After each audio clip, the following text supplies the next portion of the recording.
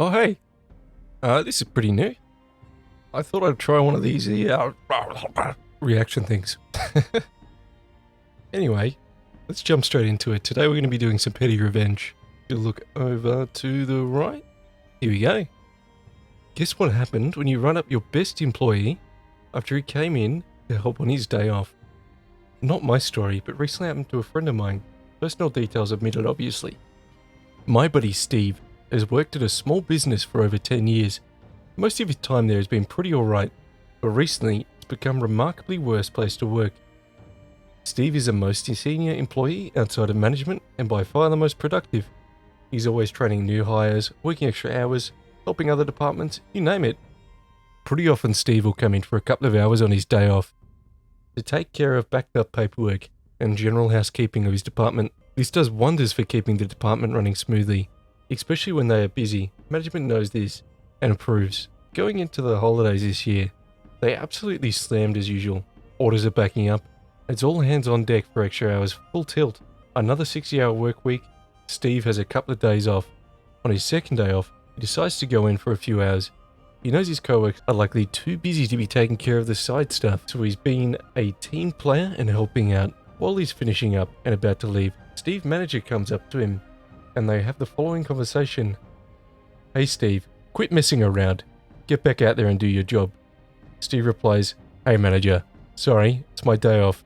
I'm not scheduled to work this shift. I'm just helping out and leaving in 5. Manager replies, The hell you are? Get your ass out there. Steve says, Nope, not happening. I'm going home. The next day, Steve is predictably brought into the office, dressed down and written up for insubordination. There's a few things about Steve that you should know. His employee is new, but he forgot what he didn't care about. Steve has been getting fed up with his employee for a while now. Steve is quite financially stable. As he works in a high-demand industry, and his wife also has a fantastic, well-paying job. Steve is about to become a dad. In fact, he's very, very close to becoming a dad. Right after the holidays, most likely. So Steve is in the management's office, finishing getting talked down, handed his write-up to sign. Steve signs his write-up, hands it back along with an envelope with a short letter inside. What is this? The manager asks. My 2 weeks notice. Cue the backpedaling manager. Apologetic, asks for Steve to at least finish the holiday rush. Big box comes in, offers a raise. He says the whole shebang. Steve turns it all down. Now Steve's former employee has to get through the holidays without the most reliable worker, which will at least take 2 or 3 new hires to cover. Meanwhile, Steve can enjoy the holidays without stress, help prepare for the arrival of their baby, and start looking for work again when they're good and ready. How good is that?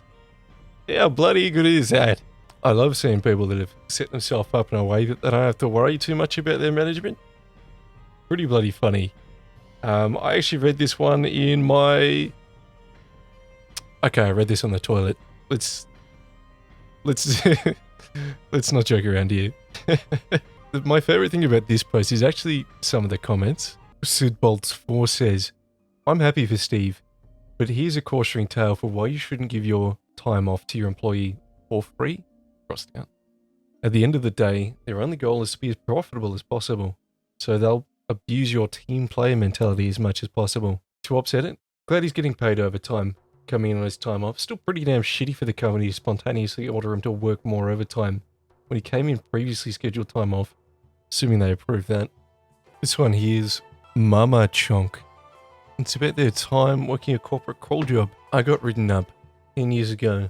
I was one of their top 3 performers and not particularly well paid for it. I got put on performance plan because they didn't think I was on the phone enough. I called people, but I also used email instead, when I thought it was more appropriate. I was flabbergasted, but I signed it. I went back to my desk. I had a realization that I could get another job pretty easily. They were going to be put out for good, or trying to replace me. So I stood up, handed the bobblehead I'd gotten as a award to the guy who was saying that he wanted it. I announced, I quit. Walked out the door. They lost a couple more people shortly thereafter, and wound up upping the commission calculations for that position. I got a much better job. I stayed at for 6 years. Screw jobs like that. Screw that. Down below, DW. I think that's the CSGO number. Anyway, just yesterday I had a situation where I needed to prove Then I made a request naturally easy for me because I sent an email. I don't want my phone blowing up all day. I assume my clients don't either. That simple email proof saved us $2,000 on a $5,000 little job. How bloody nice is that? Absolutely love having things in writing. This person said the same thing. Now this one is my favorite. Sometimes managers forget, don't bind the hand that feeds you. Works from the top down just as much as it does from the bottom up. And then Streaks says, or to paraphrase, loyalty works both ways. I've had bosses who never understood that. They were not good bosses. PR Man 99 says, I only got written up twice, 2 different jobs. The second time they were absolutely shocked when I quit a couple of weeks later. I said out loud in front of everyone, well, you made it really clear my performance wasn't to your expectations when you wrote me up, so I'm doing us both a favour. In the following meeting, where they asked what they could do to keep me, I said, nothing. Now that you've written me up, there's a mark on my record, and it's just too unstable of a situation for me to feel comfortable. Sorry. Bloody love when people think they can push you around like that. Alright, now this one I also read in my office. Yes, office. Zembraski says, I'll never forget the last shift I threw pizza. Saturday night in a college town. We were completely slammed. Gluten-free is the most bad state at the time.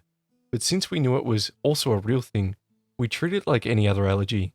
This has meant a new apron, full arm scrub to the elbows because flour, new gloves, into the prep kitchen with ingredients, specifically prepped for GF, etc., etc. It wasn't the end-all be-all of extra work, but on a busy night, it really threw you off your rhythm when you got caught on one. That night, I got caught on all 12 that came through. It wasn't planned, or at least, I don't see how anyone could have planned it. It just always happened to land on me. I made more gluten-free pies than regular, and with the added time to wash and everything, I was way behind on total pies, which is apparently a metric they tracked. Not that we were particularly aware of the fact at that time. Anyway, I'm set to open the next day, so I jump off the line for a bit, close and make sure the dishes are caught up, and clock out right as we close, just like every other turnaround. So the next day rolls around, and I open up and get started on opening up the kitchen, ready for lunch. And our GM comes in right at open, not unusual, since he'd been the closing manager the night before. And all the openers had keys and knew what they needed to be done. And passes me as I'm having a smoke out back. I tell him the stations are good to go. He doesn't have anything to worry about helping the kitchen, which is usually he'd be doing first thing. His response? Yeah, you're killing it on these openings, but you really gotta get your throwing up to speed. You were way behind on everything else last night. This ass, who stood on the same line throwing dough, who even commented about how crazy it all was that all the GF orders were landing on me, now has the balls to walk in here, tell his second best kitchen working to tighten up. Anyway, after some undisclosed amount of time in which I saw red, then purple, then blue, then rage fills eyes of my ancestors. And well, you get the idea. I managed to smile and nod, and said something like, yeah, I guess so. Anyway, I finished my smoke, lit another, and when the other kitchen guy got there, the old timer who absolutely ran the place, but had recently begun threatening to quit over the same GM, I asked if he could handle it on his own that shift.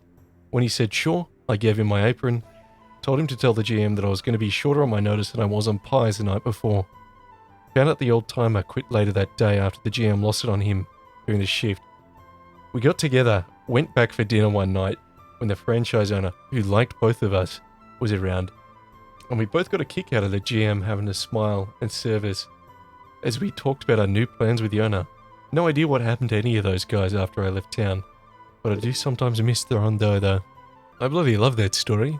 Just imagine him sitting there with a silly look on his face, tossing dough all day while his 2 best staff are gone.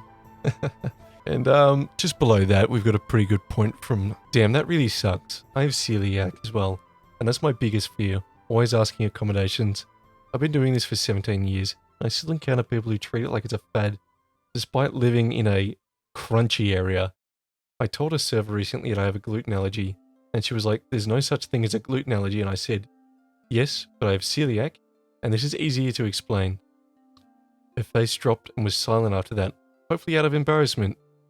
I never went back. The older I get, I just avoid restaurants unless they have a great reputation or someone in the kitchen has celiac themselves. I think it's pretty important to take allergies serious. You never know what people's dietary issues are.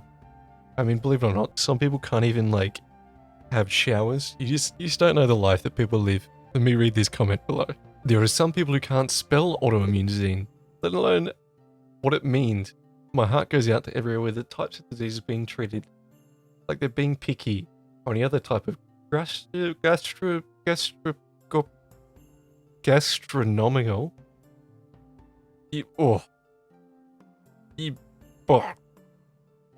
Disease. Oh, I can't do words. You gotta really understand it. It's very rare that people say this sort of thing to, you know, be picky. Alright, I reckon this is a solid point to read? This is a solid point to leave episode 1. I'm gonna put episode 2 down off to the right, down up to the top. There'll be an episode 2, trust me. This is just like a proof of concept. If you like me, you like my voice, you like my cat, you like my dog, next episode.